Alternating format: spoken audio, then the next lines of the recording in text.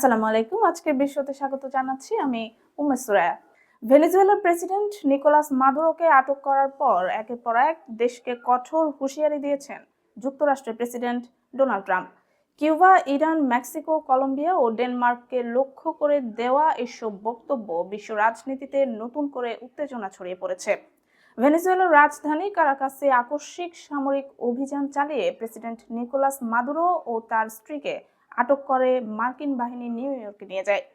এই ঘটনার পর থেকে আন্তর্জাতিক অঙ্গনে তীব্র প্রতিক্রিয়া ও উদ্বেগ দেখা দেয়।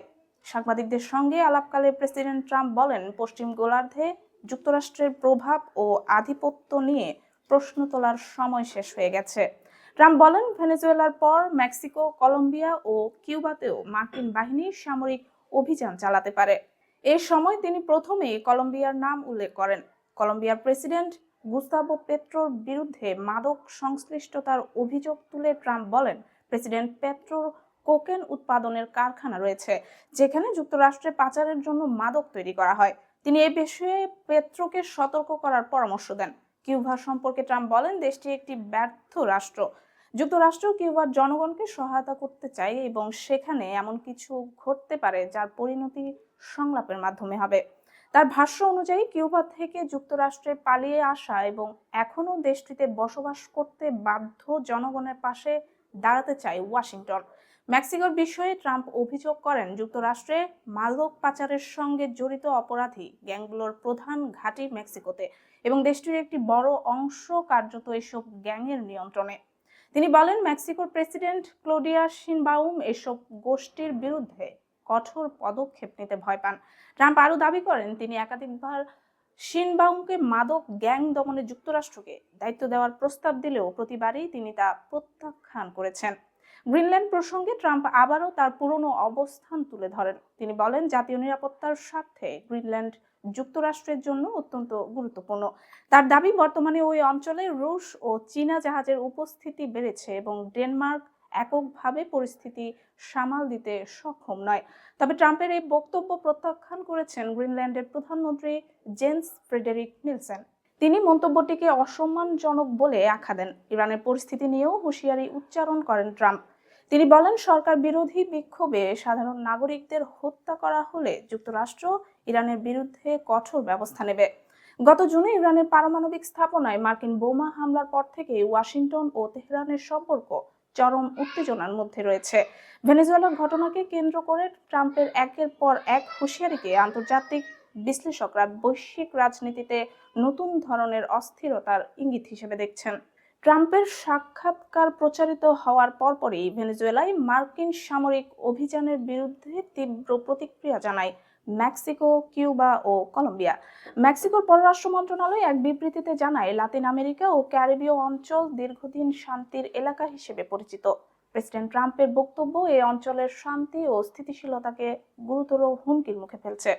কিউবার প্রেসিডেন্ট মিগুয়েল দিয়াজ ক্যানেল ভেনেজুয়েলায় যুক্তরাষ্ট্রের সামরিক অভিযানকে কাপুরুষোচিত, অপরাধমূলক ও বেইমানিপূর্ণ বলে আখ্যা দেন। কলম্বিয়ার প্রেসিডেন্ট গুস্তাভো পেট্রো বলেন, তার দেশ ভেনেজুয়েলায় যুক্তরাষ্ট্রের অভিযানের তীব্র নিন্দা জানাচ্ছে এবং যে কোনো ধরনের মার্কিন আগ্রাসনের বিরুদ্ধে প্রতিরোধ গড়ে তুলতে কলম্বিয়া প্রস্তুত থাকবে। প্রয়োজনে নিজ হাতে অস্ত্র তুলে নিয়ে দেশ রক্ষার ঘোষণা দিয়েছেন তিনি। সামাজিক যোগাযোগ মাধ্যমে দেওয়া এক পোস্টে এক সময়ের সশস্ত্র যোদ্ধা পেট্রো বলেন, ভেনেজুয়েলার মতো যদি কলম্বিয়ায় যুক্তরাষ্ট্র সহিংস কোনো পদক্ষেপ নেয় তবে তার কঠোর জবাব দেওয়া হবে। পেট্রো লেখেন, আমি শপথ করেছিলাম আর কখনো অস্ত্র স্পর্শ করব না, কিন্তু দেশের প্রয়োজনে আবারও অস্ত্র হাতে নিতে আমি প্রস্তুত। যুক্তরাষ্ট্রের প্রেসিডেন্ট ডোনাল্ড ট্রাম্পের কঠোর সমালোচক হিসেবে পরিচিত গুস্তাভো পেট্রো।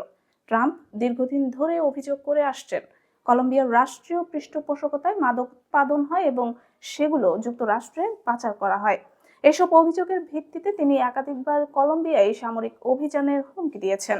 দুই নেতার মধ্যে পাল্টাপাল্টি কটূক্তি নতুন নয়, তবে সাম্প্রতিক সময়ে ট্রাম্পের বক্তব্য আরও আক্রমণাত্মক ও শত্রুতাপূর্ণ হয়ে উঠেছে বলে মন্তব্য করেছেন পর্যবেক্ষকেরা। ভেনেজুয়েলার রাজধানী কারাকাসে মার্কিন সামরিক অভিযানের পর বিষয়টি গড়িয়েছে জাতিসংঘের নিরাপত্তা পরিষদে। অভিযানে ভেনেজুয়েলার প্রেসিডেন্ট নিকোলাস মাদুরো ও তার স্ত্রী সিলিয়া ফ্লোরেসকে আটক করে যুক্তরাষ্ট্রে নিয়ে যাওয়ার ঘটনায় চীন ও রাশিয়া তীব্র নিন্দা জানিয়েছে। দেশ দুটি এ ঘটনাকে আন্তর্জাতিক আইনের স্পষ্ট লঙ্ঘন আখ্যা দিয়ে মাদুরো দম্পতির অবিলম্বে মুক্তির দাবি জানিয়েছে। সোমবার নিরাপত্তা পরিষদের বৈঠকে রাশিয়ার স্থায়ী প্রতিনিধি ভাসিলি নেভেনসিয়া বলেন, ভেনেজুয়েলায় যুক্তরাষ্ট্র যে সামরিক পদক্ষেপ নিয়েছে তা কোনোভাবেই বৈধ নয় এবং এসব কর্মকাণ্ড অপরাধের শামিল। একই বৈঠকে চীনের উপরাষ্ট্রদূত গেং শুয়াং যুক্তরাষ্ট্রের পদক্ষেপকে অবৈধ ও গুন্ডামি বলে উল্লেখ করে এতে বেইজিং এর গভীর উদ্বেগের কথা জানান। বৈঠকের শুরুতে জাতিসংঘের under secretary general rosemary DiCarlo মহাসচিব আন্তোনিও গুতারেসের বক্তব্য পড়ে শোনান। এতে রাষ্ট্রের সার্বভৌমত্ব, রাজনৈতিক স্বাধীনতা ও আঞ্চলিক অখণ্ডতার প্রতি সম্মান প্রদর্শন করার উপর গুরুত্ব আরোপ করা হয়। পাশাপাশি ভেনেজুয়েলার চলমান অস্থিরতা এবং এর আঞ্চলিক প্রভাব নিয়ে গভীর উদ্বেগ প্রকাশ করা হয়। অন্যদিকে যুক্তরাষ্ট্রের স্থায়ী প্রতিনিধি মাইক ওয়ালস বলেন, যুক্তরাষ্ট্র ভেনেজুয়েলা বা সে দেশের জনগণের বিরুদ্ধে কোনো যুদ্ধ শুরু করেনি। বৈঠকে ভেনেজুয়েলার রাষ্ট্রদূত স্যামুয়েল মানকাদা অভিযোগ করেন, মার্কিন সামরিক হামলায় দেশটির বেসামরিক অবকাঠামো ক্ষতিগ্রস্ত হয়েছে এবং বহু মানুষের প্রাণহানি ঘটেছে। তিনি বলেন, এটি একটি বেআইনি সশস্ত্র আগ্রাসন ও অপহরণ যার কোনো আইনি ভিত্তি নেই এবং যা জাতিসংঘ সনদের মৌলিক নীতির পরিপন্থী। মার্কিন F-35 যুদ্ধবিমান কর্মসূচিতে তুরস্ককে পুনরায় অন্তর্ভুক্ত করার আহ্বান জানিয়েছেন দেশটির president Recep Tayyip Erdogan. NATO জোটের সামগ্রিক নিরাপত্তা জোরদার এবং যুক্তরাষ্ট্রের সঙ্গে দ্বিপাক্ষিক সম্পর্ক উন্নয়নের স্বার্থে এ পদক্ষেপ জরুরি বলে মন্তব্য করেন তিনি। ব্লুমবার্গকে দেওয়া এক সাক্ষাৎকারে এরদোয়ান বলেন, এসব F-35 যুদ্ধবিমানের জন্য তুরস্ক ইতোমধ্যে অর্থ পরিশোধ করেছে।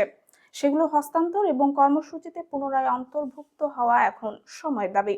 এরদোয়ান জানান, প্রায় এক দশক আগে রাশিয়া থেকে সামরিক সরঞ্জাম কেনার অজুহাতে তুরস্ককে F-35 প্রকল্প থেকে বাদ দেওয়া হয়েছিল, যা ছিল অত্যন্ত অন্যায্য সিদ্ধান্ত। তার মতে এই সিদ্ধান্ত তুরস্ক ও ন্যাটো উভয়ের স্বার্থের পরিপন্থী। সম্প্রতি হোয়াইট হাউসে মার্কিন প্রেসিডেন্ট ডোনাল্ড ট্রাম্পের সঙ্গে বৈঠকের প্রসঙ্গ টেনে এরদোয়ান বলেন, ট্রাম্পের পুনরায় ক্ষমতায় ফেরা আঙ্কারা ও ওয়াশিংটনের সম্পর্ককে আরো যুক্তিসঙ্গত ও গঠনমূলক পথে এগিয়ে নেওয়ার সুযোগ তৈরি করছে।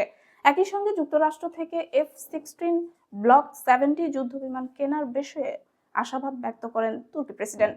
তিনি বলেন, ন্যাটোর মিত্র দেশ হিসেবে পারস্পরিক আস্থা ও সহযোগিতার ভিত্তিতে এই ক্রয় প্রক্রিয়া সম্পন্ন হবে বলে আশা করেন।